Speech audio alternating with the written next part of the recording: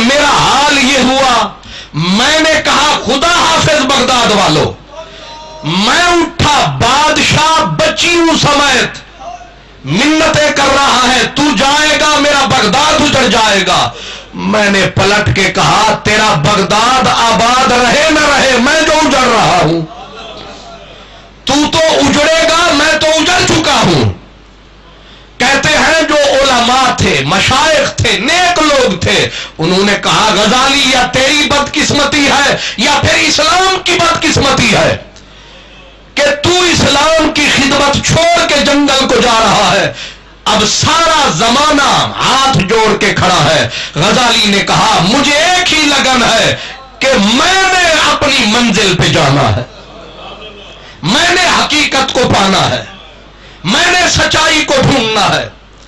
کہتے ہیں میں جب نکلا، کسی نے کہا کہ شاہی سازش ہے، امراء حسد کی آگ میں جلے ہیں، غزالی کو اندر سے نکالا ملا ہے، اوپر سے منتیں ہو رہی ہیں۔ کچھ نے کہا غزالی کی بدقسمتی، کچھ نے کہا اسلام کی بدقسمتی۔ جتنی زبانیں اتنی بولیاں، اتنی باتیں۔ غزالی نے کہا مجھے انہوں نے، میں سمجھ گیا کہ شاید کہیں پھر کوئی دیوار نہ بنے، جائے گا کہاں؟ میں نے ان سے جان چھڑانے کے لیے کہا کہ مکے تو جانے دو، مکے مدینے تو جانے دو۔ پروگرام میرا مکے مدینے جانے کا نہیں تھا، پروگرام میرا یہ تھا کسی ویرانے میں نکل جاؤں گا۔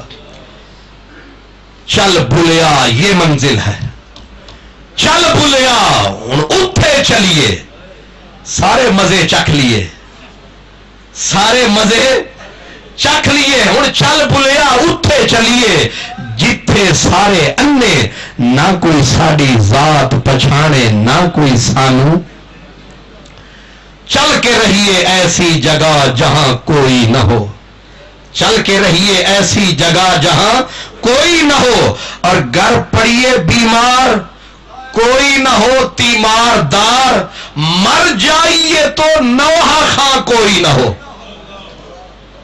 سیدھا شام پہنچا، سیدھا جامع مسجد دمشق۔ آپ حضرات کو علم ہوگا اس مسجد کا، جو کہ تقریباً 1300 سال پرانی مسجد ہے، لیکن اب بھی آپ اسے دیکھیں لگتا ہے کل بنی ہے،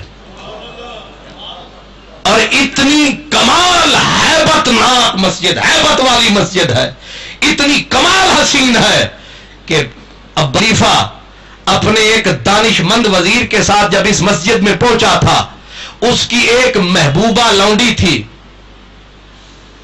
اس کا نام ابھی تک بادشاہ رکھ نہیں پایا تھا حسن کی وجہ سے۔ بادشاہ کہتا تھا میں اس کا نام بدلوں گا، اس کے حسن جیسا رکھوں گا، لیکن نام سلیکٹ نہیں ہو پا رہا تھا۔ اس نے وزیر سے مسجد میں کھڑے ہو کے کہا کہ وہ میری جو خادمہ ہے اس کا ابھی تک نام فائنل نہیں ہو سکا، کیا نام رکھوں؟ اس نے مسجد کو دیکھ کے کہا جامع مسجد دمشق رکھ لو۔ نہیں سمجھے؟ اتنی خوبصورت مسجد ہے، اور صدیوں امام غزالی کہتے ہیں اس مسجد میں پہنچا، اس کا مینارے کو جا کے میں نے منتخب کیا، میں اس پہ چڑھ جاتا 24 گھنٹے، نہ لوگ مجھے تکتے نہ میں لوگوں کو تکتا۔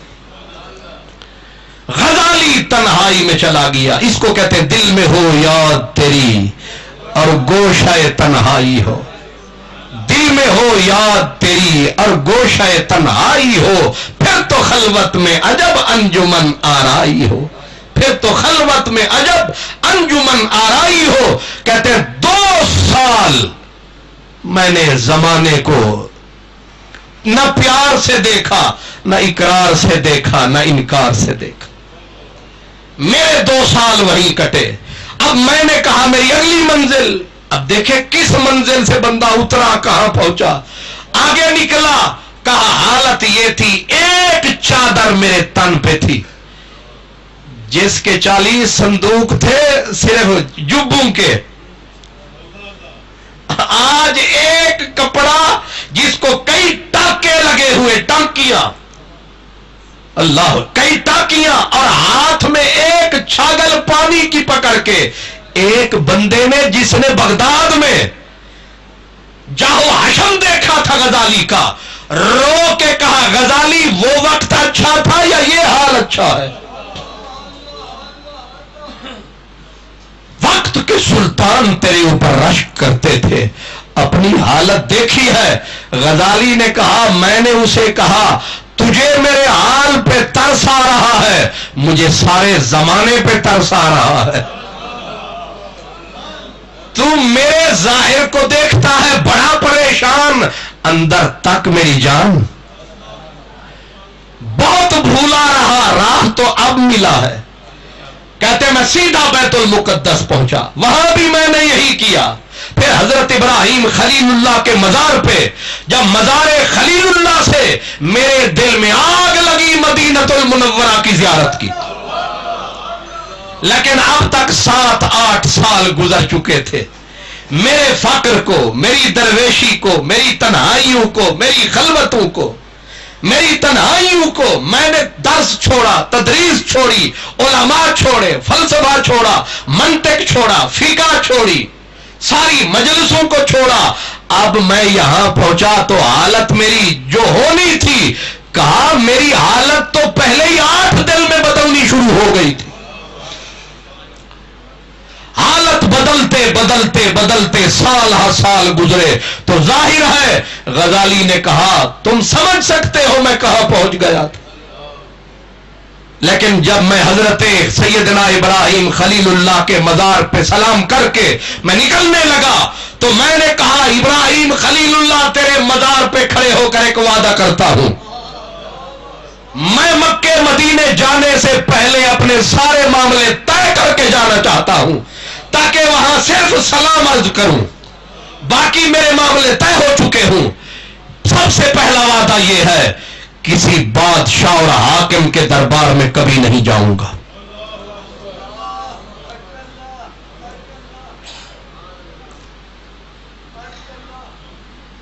इसको कहते हैं कि अब आगे इसमें तुम्हारा नाम आएगा, जो हुक्म हो तो यहीं छोड़ दूं फसाने को। हमारे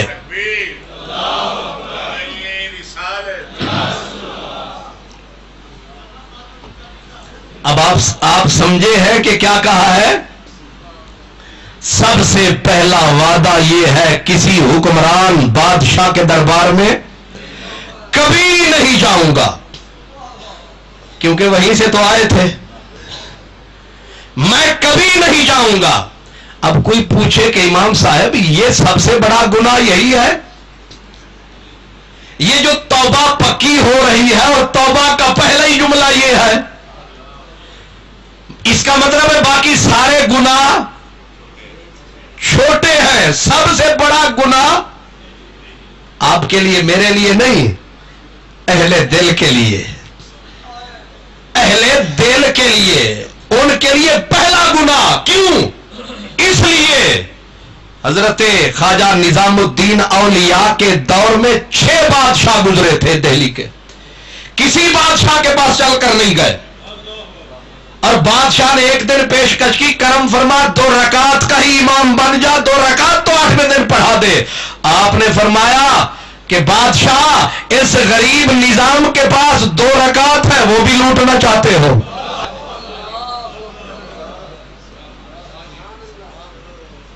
किसी ने सयूती से कहा था ये बादशाहों से क्यों भागते हैं फकीर? उन्होंने कहा एक मुलाकात होती है और सदियों पीछे चले जाते हैं।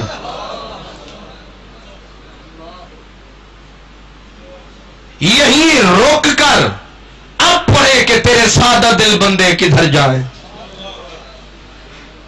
तब का सूफी कह रहा है मैं वादा करता हूं इब्राहिम खलीलुल्लाह अल्लाह के हुजूर मेरी तौबा, मैं कभी बादशाह के हुक्मरान के दरबार में नहीं जाऊंगा, क्योंकि इसके घाटे को मैं जानता हूं, इसका जो नुकसान होता है उसे मैं जानता हूं, लिहाजा मैं कभी नहीं जाऊंगा। क्यों? कि जिसको घाटे का पता है, जिसको नुकसान का पता है, एक वो दीनदार है, एक मैं दीनदार हूं कि मैं रात दिन कोशिश कर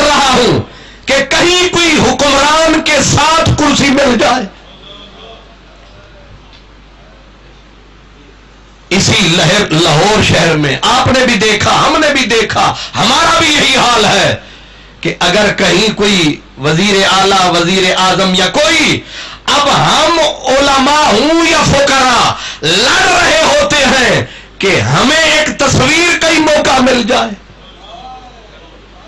قریب ہونے کا ہی تھوڑا سا موقع مل جائے، ذرا ہاتھ ہی ایک مرتبہ مل جائے، اور اگر گفتگو کا موقع ملے، اس گناہگار کے ان قانون نے بڑے بڑے جبوں والے، بڑی بڑی دستاروں والے، بڑے بڑے نامی گرامی شیخ العلماء، شیخ الحدیث، بڑے بڑے فقیر دیکھے، جب بولے حکمرانوں کے لیے تو بولتے ہی چلے گئے، زمین و آسمان کو جب تک ایک نہیں کر لیا سانس نہیں لیا ہے۔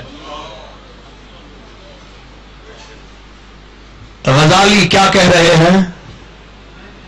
وعدہ کرتا ہوں کبھی کسی بادشاہ کے دربار میں نہیں جاؤں گا، اگلا جملہ، کبھی کسی حکمران اور بادشاہ سے تحفہ کبھی قبول نہیں کروں گا، عطیہ نہیں لوں گا، خیرات کبھی نہیں لوں گا۔ آگے ترازو آپ کے پاس ہے، آپ سوچتے چلے جائیں کہ وہ کہاں کھڑے تھے، ہم کہاں کھڑے ہیں۔ تو پھر اقبال چیخے نہیں تو کیا کرے؟ اقبال اس لیے تڑپا تھا، اس وقت تو علماء ملکہ وکٹوریا کے قصیدے پڑھ رہے تھے، مشائخ ملکہ وکٹوریا کے قصیدے پڑھ رہے تھے۔ اقبال جس کو کہتے ہیں داڑھی منڈا، وہ چیخ رہا تھا کہ تم جا کدھر رہے ہو، اور وہ رویا اسی لیے تھا کہ مجھ کو تو سکھا دی ہے افرنگ نے زندگی کی، اس دور کے ملا ہے کیوں ننگے مسلمانی۔ اسی لیے وہ کہتا تھا خداوندا اب تو ہی بول، تیرے سادہ دل بندے کدھر جائیں، ہمارے پلے تو خدایا ہے کچھ نہیں، پر جن کے پلے وہ بیٹھے ان کے رلے، تو بول تو ہے کس کے ولے، خداوندا تیرے سادہ دل بندے کدھر جائیں، سلطانی بھی عیاری ہے، بادشاہ تو مکار ہوتا ہی ہے۔ علامہ اقبال سے پوچھا کسی نے کہ حکمران میں اور ڈاکو میں کیا فرق ہے؟ حکمران میں اور ڈاکو میں کیا فرق ہے؟ علامہ اقبال نے کہا تھوڑا سا فرق ہے۔ اقبالیات کے ماہرین ہر مناتے ہیں یہ اقبال کا ڈے حکمران۔ اقبال نے کہا تھوڑا سا فرق ہے، کہا بیان کر دیجئے۔ اقبال نے کہا لوٹتے دونوں ہیں، دونوں عوام کو لوٹتے ہیں، ڈاکو بغیر لکھے لوٹتا ہے، حکمران لکھ کے لوٹتا ہے۔ نہیں سمجھے؟ لکھا ہوا دوسرے دن آ گیا کہ اوگرا نے فرما دیا ہے کہ رگڑا چڑھا دو ان کا۔ مکاریاں کہا کرتے تھے کہ بس 90 دن کے اندر زمین آسمان ہو جائے گی، آسمان زمین ہو جائے گا۔ 90 دن گزرے، پھر 3 مہینے، پھر سال، پھر 2 سال، اب 5 سال، اس کے بعد پتہ نہیں کیا ہوگا حال۔ سلطانی بھی عیاری ہے اور درویشی بھی، اور دیکھا تو بڑی بڑی پگڑیاں، بڑے بڑے سجادے، بڑے بڑے پیر، بڑے بڑے رختے جگر پیروں کے، حکمرانوں کی دہلیزوں کے اوپر خود نہیں اپنی دستاروں سمیت بکے ہوئے۔ تو اقبال یہی کہہ رہا، پوچھ رہا ہے ربا تو ہی بول، خداوندا تیرے سادہ دل بندے کدھر جائے، درویشی بھی عیاری ہے، سلطانی بھی عیاری۔ اب تو نے کہا تھا فاسألوا اہل الذکر ان کنتم لا تعلمون، کہ اگر پتہ نہ چلے رستے کا تو صاحب ذکر سے پوچھنا، پر جو ذکر کرنے والا تھا وہ تو بادشاہ کی دہلیز پہ بیٹھا ہے، اب تجھے کہاں ڈھونڈوں؟ میرا پیر وہ تو حکمران کے چوکھٹ پہ بیٹھا ہے، میں تجھے ملنے آیا، وہ اسے ملنے گیا ہوا ہے، اب پتا تجھے کہاں ڈھونڈوں؟ جس نے میری نماز پڑھانی تھی، جس نے مجھے دین سکھانا تھا، وہ تو ادھر پہنچ چکا، اب بتا میں تجھے کہاں ملوں، تجھے کہاں ڈھونڈوں؟ اللہ اکبر! اس کا مقصد یہی تھا، اقبال کی چیخیں، اقبال کی صدائیں، اقبال کی فریاد۔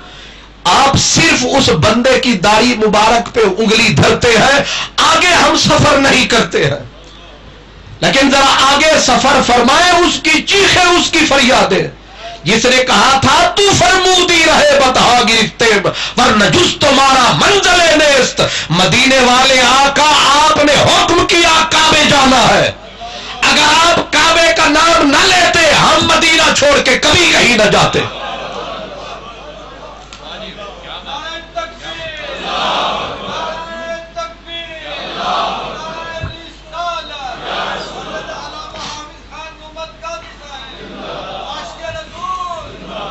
جس نے کہا تھا می توانی منکر یزداں شدن منکر از شان نبی نہ تواں شدن۔ خدا کا انکار کرنے کی تو راہ نکل سکتی ہے، اقبال کہتے ہیں کیونکہ نہ دکھائی دیتا ہے، نہ سجھائی دیتا ہے، نہ سمجھائی دیتا ہے، نہ چکھا جاتا ہے، نہ ہاتھ لگایا جاتا ہے۔ می توانی منکر یزداں شدن منکر از شان نبی نہ تواں شدن۔ اقبال کہتا ہے خدا کے انکار کی تو راہ نکل سکتی ہے، پر محمد عربی تو رحمت للعالمین بن کے تیری آنکھوں میں بھی وہ ہے، تیرے جذبوں میں وہ ہے، تیرے ایمان میں وہ ہے۔